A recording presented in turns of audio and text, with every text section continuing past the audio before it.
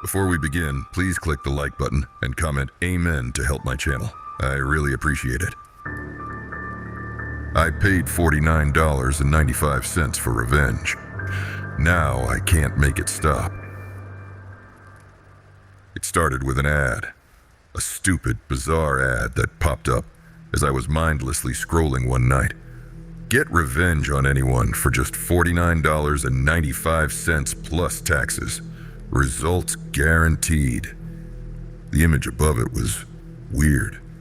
A grainy, low-resolution photo of a cake, lopsided and half-frosted, sitting in the middle of a dimly lit room. There were no candles, no decorations, just a single, tiny knife stuck in the center, like someone had tried to cut a slice but given up halfway.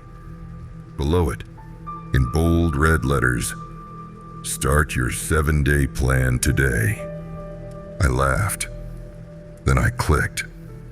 I skimmed the fine print, something about escalating consequences and a series of pranks over 7 days to the nominated victim. Finality of contract. One line caught my eye. Recipient must be personally known to the sender. This includes in-person acquaintances, direct online communication, or individuals whose written words the sender has read. Weird wording, but I barely paid attention. When I reached the section where I had to type in a name, I hesitated. It felt childish, but Megan was the obvious choice. Best friend since high school. More like best tormentor. She had spent years making sure I always felt less than. Every insult disguised as a joke. Every eye roll when I spoke. Every time she forgot to invite me somewhere, only to tell me later, "Oh, I just assumed you wouldn't want to come." Still, something about actually typing her name felt final.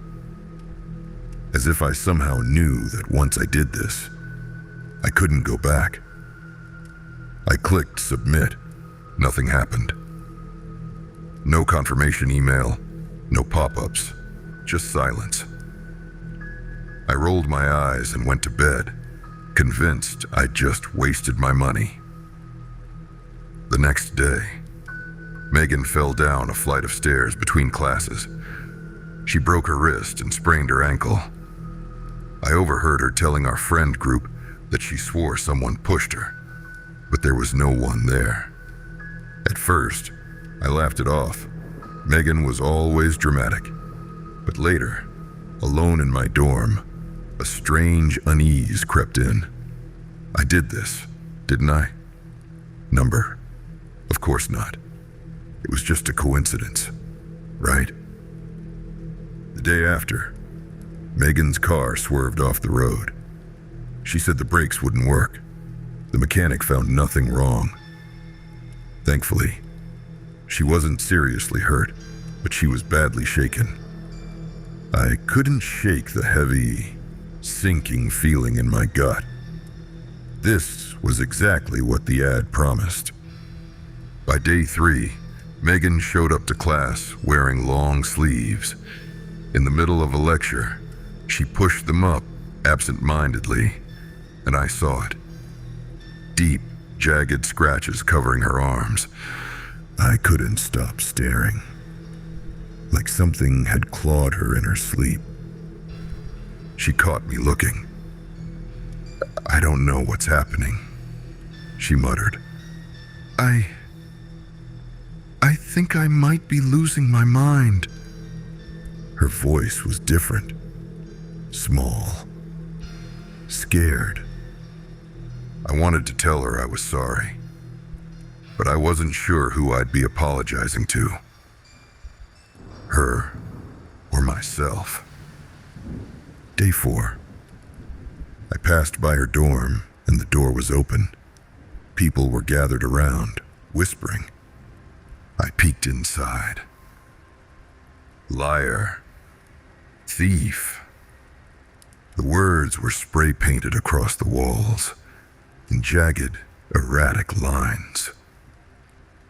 Her roommate, Swore Megan hadn't left her bed all night. The door had been locked from the inside. Day 5. It was during class. Megan coughed, then choked, then vomited. Teeth, not her own. Her mouth was still full, but these were yellowed, broken, crumbling, like they had been ripped from dozens of different people. She screamed. I nearly did too. That night, I sat awake, staring at my laptop, shaking. What the hell had I done? On the 6th day, Megan didn't come to class. When I finally saw her, she was hunched in the common room, rocking back and forth, eyes darting to things no one else could see. Her hair had turned white in patches. She smelled like something rotting. She didn't speak. I don't think she could anymore. Day 7. They found her in the dorm showers, curled in the corner, her mouth locked open in a silent scream. No one could explain how the water had been running hot enough to boil skin from bone. I couldn't breathe. This was my fault. I checked my bank statement, my stomach twisting. The charge from the website was still pending, but now it had a note next to it. Payment in progress. Please nominate the next recipient. I clicked the transaction. A web page loaded. You must nominate someone. 7 days will begin again. If no name is submitted, the cycle will revert to the original sender. I felt cold all over. Number. No. I shut my laptop, my heart slamming against my ribs. But the next morning, I woke up with a scratch across my stomach. Not just a scratch. Letters. Tick. Tock. It was happening to me. I panicked. I had to pick someone. I wasn't ready to die. Megan wasn't the only one who had made my life hell. What about Olivia? She laughed at Megan's jokes. She made plenty of her own. I typed in Olivia's name. The cycle began again. I watched in horror as Olivia suffered. It started small, like Megan's had. A bad fall, weird scratches. Then it escalated. By day 5, she was pulling long strands of black hair from her throat, sobbing. By day 7, she was gone. But the cycle didn't stop. Another charge appeared on my account. Another demand. Next recipient required. I ran out of mean girls. Then I nominated a professor who humiliated me in front of the whole class. Then a barista who sneered at me when I fumbled my order. Then a roommate from high school. Each time the cycle restarted. Each time I had to watch as someone else unraveled. Teeth falling out, fingers bending backwards. Rotting smells that clung to them, even after they scrubbed their skin raw. Every death felt heavier. Every choice felt worse. And then I ran out of names. I stared at the empty box on the website. My hands shook. I knew what would happen if I didn't submit a name. The cycle would revert to me. I tried entering celebrities, strangers, politicians. It rejected them. The recipient must be personally known to the sender. This includes in-person acquaintances, direct online communication, or individuals whose written words the sender has read. My breath caught in my throat. There was no one left. And now it's day 6. I wake up covered in scratches, my reflection whispering things I don't understand. I feel something watching me from the corner of every room.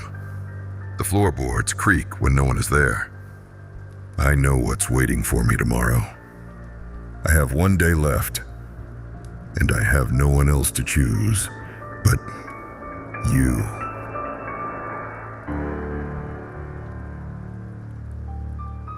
Aha!